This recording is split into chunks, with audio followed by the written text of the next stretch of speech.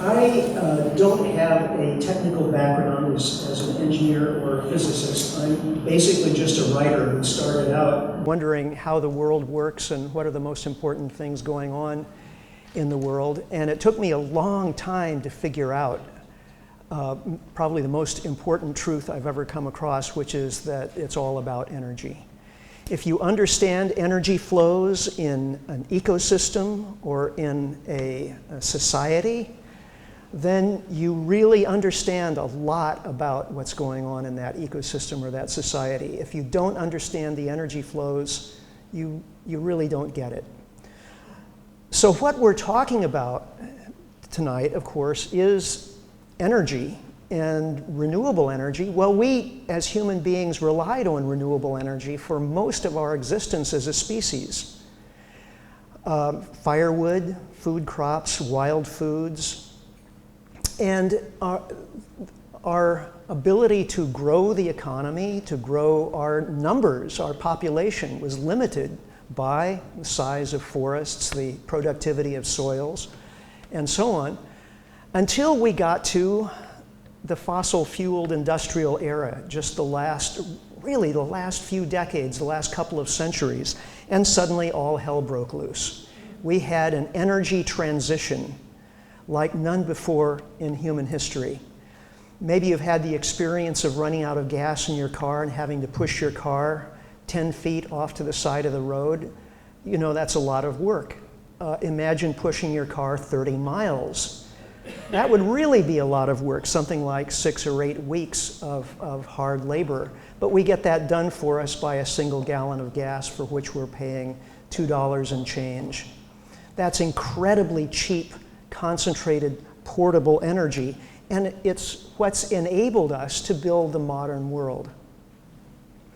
This is what agriculture looked like prior to the fossil-fueled industrial revolution, and this is what it looks like today. And as a result of the difference between those two pictures, we've seen the massive growth of the middle class. It used to take 75% of the population to grow enough food to feed the other 25%.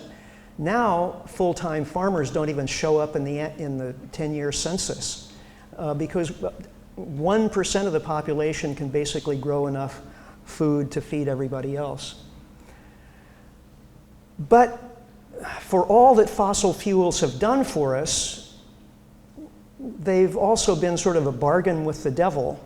We know we have to get off of them, both because of climate change, which David talked about earlier, and also because these are depleting non-renewable resources. We're not about to run out of coal, oil, or natural gas anytime soon, but we're harvesting them using the low-hanging fruit principle. In other words, we're getting the easiest, cheapest stuff first and leaving the more expensive to get at, harder to get stuff for later, and guess what? It's later.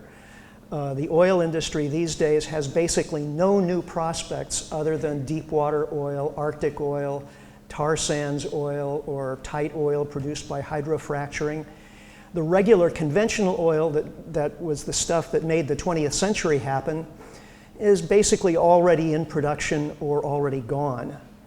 So we're moving toward unconventional coal, oil, and natural gas resources. Those have higher environmental impacts and will be much more problematic as time goes on in terms of supply. So we have a narrow window of time in which fossil fuels will be able to maintain what of our existing economy they need to maintain and give us some energy with which to build solar panels, wind turbines, and all the rest of the infrastructure we'll need in the new energy world. The renewable energy transition. It's the most important thing going on in the world today, whether it sounds like it from the news broadcasts or not. What I'm going to be describing to you in the next few minutes is basically a very, very boiled down summary of a new book that I have co-authored with David Fridley, who's staff scientist at the Energy Analysis Program of Lawrence Berkeley Labs. And the book is called Our Renewable Future. It'll be out in May. What we did was to perform a sort of thought exercise in imagining what a 100% renewable energy future would look like and what it would take to get there.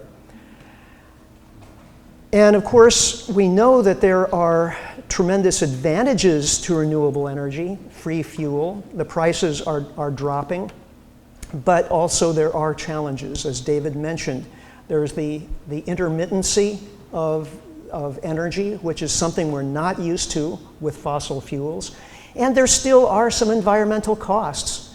I was in Vermont just a few weeks ago speaking at a renewable energy conference, and there's a lot of controversy in Vermont right now because some folks want to build wind turbines on mountain ridges, and other folks, good environmentalists, are saying, hey, wait, you can't block our view. So if we're going to produce as much energy from solar and wind as we currently consume from fossil fuels, that's going to require building and siting an enormous number of these things, and there will be land use issues. This is what the intermittency actually looks like for hourly wind generation in a number of European countries. It's very considerable. So how do we deal with that intermittency? Through some combination of capacity redundancy, energy storage, or reconfiguring the grid, or demand management. In other words, just stop using energy when it's not available. So all of those cost in one way or another. Right now, they're not a big issue, especially in countries that use a pretty small percentage of renewable energy in the form of solar or wind, because the capacity redundancy is built in. We already have lots of natural gas power plants that can be ramped up and ramped down. But once we get to 40, 60, 80% of our electricity coming from solar and wind, that's going to be more of an issue, and we'll have to think more about how to deal with it. Also, there's just the issue that, we've built an enormous amount of infrastructure over the last 100 years or so to suit the energy sources that we had. And a lot of that energy infrastructure really is not very well suited to a future in which we'll have different kinds of energy sources with different characteristics, and we may not have as much energy to use. I'll be talking about that more in a moment. Another limiting factor likely in our energy transition is the fact that when we've done energy transitions before in history, they were additive. We were just simply adding new energy sources on top of existing ones. We still use firewood after all, but we've added coal, oil, natural gas, nuclear, and now solar and wind on top of whatever energy sources we were using previously. What we're talking about doing now is substitutive. We're talking about using policy to drive a substitution of existing energy sources toward very different energy sources. So this is not going to happen automatically, at least not nearly fast enough to deal with the problem of climate change. The market, even if the cost of solar and wind continues dropping rapidly, the market is not going to drive this transition nearly fast enough. It's going to have to be policy driven. Just to underscore some of the things that Elena was saying earlier, it's not all about electricity. Sometimes when we talk about 100% renewable energy, we sort of fudge the issue, and the implication is that once we get to 100% renewable electricity, then we've solved the problem. But only 20% of the final energy that we use in the US is used in the form of electricity. The other 80% roughly is used in, largely transportation, but also in industrial uses in various forms and so on. So let me describe for you three levels of difficulty. I'm not using the word phases because that would imply first we do this, then we do this, then we do that. We're going to have to do all of these things at the same time. But some of them are easier, and we could do them in 10 years with sufficient effort and policy. The first thing is simply getting off of coal. Almost everyone who studied the renewable energy transition agrees that that's where we should start. Coal is the most greenhouse gas intensive of our fossil fuels, and we could replace it with renewable energy sources within 10 years and be ahead of the curve. That's a good place to start. In buildings, rather than burning natural gas here or in the northeastern part of the US oil for heat, we could substitute air source heat pumps, which are much more efficient than the old electric resistance heaters that we're accustomed to. We're going to have to electrify as much of our energy usage as we can. And in our homes, that's going to mean electrifying heating and cooling. And we can do that with air source heat pumps, which are available right now from Hitachi and a number of Japanese companies. They're very, very efficient. Can be done. Electric cars, they're coming on the market. We can begin in the transport sector. Again, this is the easy stuff. The first 10 years. And also, something we can do immediately is just get out of our cars and start walking and bicycling more, taking public transportation more, and driving less. It's just a choice, arranging our lives to do that. Now, when we talk about electrifying our energy use, that even, it gets down to personal choices, like what do we use for cooking? Natural gas? Well, a lot of people like natural gas for cooking, but natural gas is natural gas. Another possibility would be solar cookers. Our food system is something we're also going to have to start to address in reducing chemical fertilizers, pesticides, and herbicides, most of which are made from fossil fuels that inevitably, sooner or later, find their way into the environment. Reduce processing and packaging, because that's all energy, mostly fossil fuel energy that goes into our food system, and relocalizing our food systems to reduce the need for transportation. Okay, that's all the easy stuff. Now let's get to level 2, the somewhat harder stuff.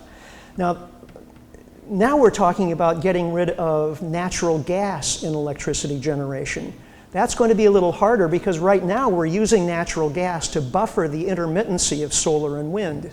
So we're going to need not only lots more wind and solar power, but we'll also have to start thinking about how to buffer that intermittency with energy storage and other strategies. And that, again, that's going to cost.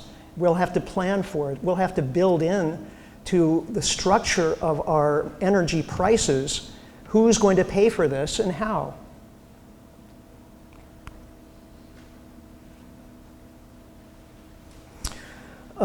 Also in the slightly harder stuff is building a lot more public transportation. We haven't been very good at that in this country. Many European countries are so far ahead of us. Rail travel is vastly more energy efficient, and of course rail can be made electric. Well, what about all the stuff that we transport across the oceans? When you buy a smartphone, was that made here in California? Well, no. And in fact, the ingredients that went into making the smartphone probably came from all over the world and had to be transported by container ships, which run on oil. Well, we could put sails on those container ships, and that would make them about 60% more energy efficient. They'll still be using some oil. Well, we'll get to that in part 3, in level 3. How about making our buildings way more energy efficient, not just putting in an air source heat pump, but reducing the need for energy in our buildings by 80–90%. That's what folks in Germany are doing right now with the passive house movement. Over 20,000 buildings have been constructed in Germany in the last couple of decades that use radically less energy for heating, cooling, lighting, and so on. And most of the principles that the passive house movement uses in Germany were actually developed here in the United States back in the 1970s. It's just that those folks took them seriously. So the principles of passive house building are pretty simple, but we just need to incorporate them into our building requirements. Okay, now level 3, the hard stuff.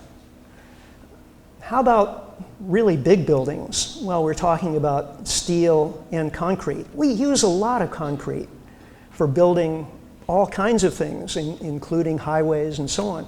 Well, making cement, which is the critical ingredient in concrete, just happens to be the most greenhouse intensive industry in the world. And there aren't very good ways of making cement without using fossil fuels. It's a high heat industrial process. It takes place at about 1,500 degrees centigrade. So the best solution is going to be just using a lot less of this stuff. That means using more local natural materials, recycled materials, building to human scale, designing for low energy operation. But we're really talking about a completely different paradigm for constructing enclosed spaces, large enclosed spaces. How about manufacturing? Well, a lot of assembly already uses electricity. So assembly lines probably won't have to change that much. But if you dig deeper into manufacturing processes, you see that a lot of the materials that are used in making manufactured goods have to go through high heat processes that currently depend upon fossil fuels.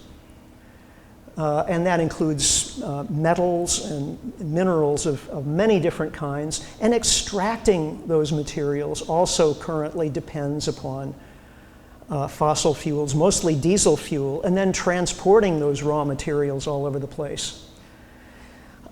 And then there are certain aspects of transportation that are going to be very, very difficult to transition. Yes, there are folks working on electric airplanes. Realistically, they'll be able to carry 2 or 3 people at a time. Or biofuels for air transport. Yes, Boeing is working on it. Virgin Airlines is working on sophisticated biofuels. That's going to be expensive fuel, and biofuels have very substantial environmental trade-offs. We're going to have to really look at exchanging transport options, de-emphasizing air travel. Essentially, air travel in the future is going to be a specialty form of transportation that won't be something that the average person expects to experience on an annual basis, perhaps not even in their lifetime. So moving toward the most energy efficient modes of transportation and away from the least efficient modes. Then looking at materials. Right now, fossil fuels are materials that we use, are feedstocks for materials that we use, like paints, lubricants, plastics, petrochemicals of almost unimaginable variety. Now, undoubtedly we will continue using fossil fuels for these purposes for a very long time, particularly for things like pharmaceuticals. But ultimately these are, again, depleting non-renewable resources, and they do eventually find their way into the environment and the atmosphere. So finding alternatives for as many of these chemicals and materials as possible is going to be a big part of the energy transition. So altogether, over the course of the last century, we've built a consumer culture. We solved the problem of overproduction back in the 1930s with advertising, with consumer credit, as ways of encouraging consumption, getting the American people to go shopping and buy as much stuff and designing stuff so that it would only last a certain amount of time so that it would have to be replaced. That was the recipe for economic growth during the 20th century. That's a recipe for catastrophe in the 21st century. So we're talking about a fundamental change to our basic economic system. One of the things that David and I looked at pretty carefully was consumer electronics. And here, again, like aviation, there aren't really easy substitute patterns. We're going to, I think, have to transition the electronics industry to a place where, rather than expecting to exchange your cell phone every 12 months for a new model, you get one when you're 18. And you expect to keep it for most of the rest of your life and change out parts as they wear out and so on. But again, a very, very different paradigm. Now, one of the most inviting opportunities in this transition, we believe, is in sequestering carbon from the atmosphere in soils. We don't see much of a future for carbon sequestration from coal power plants, so-called clean coal.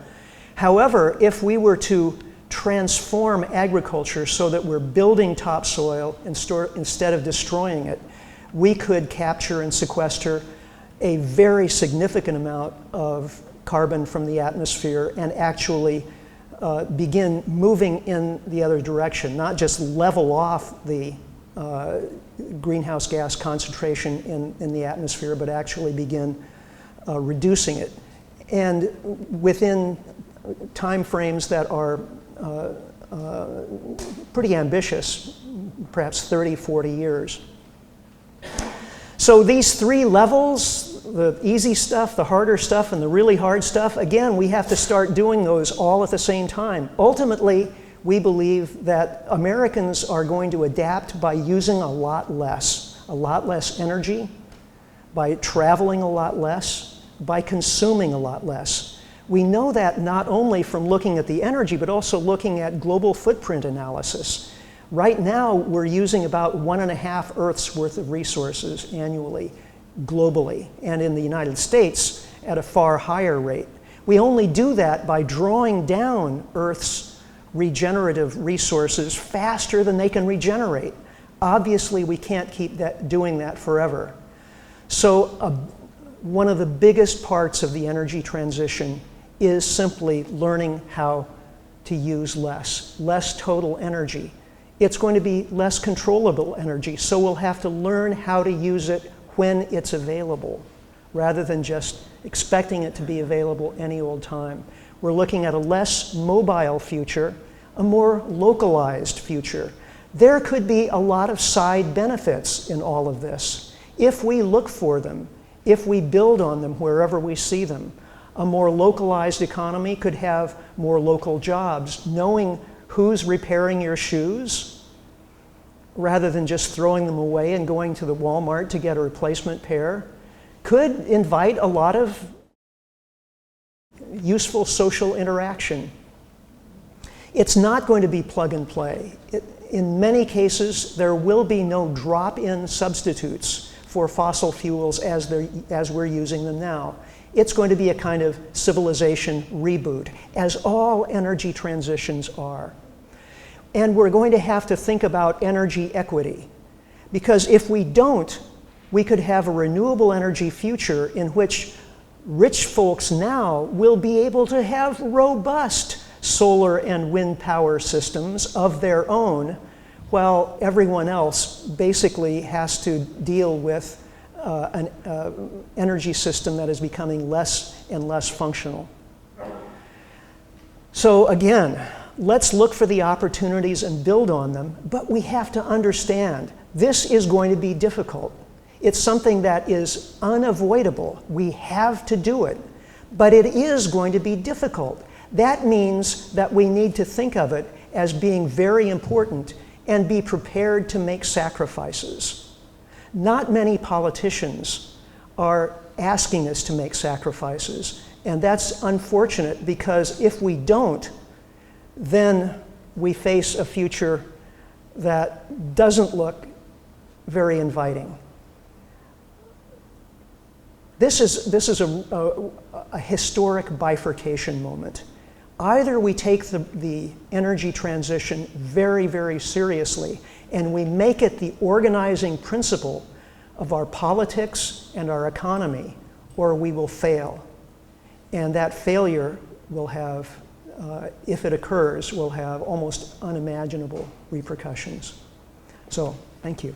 Thank you. Stay right there.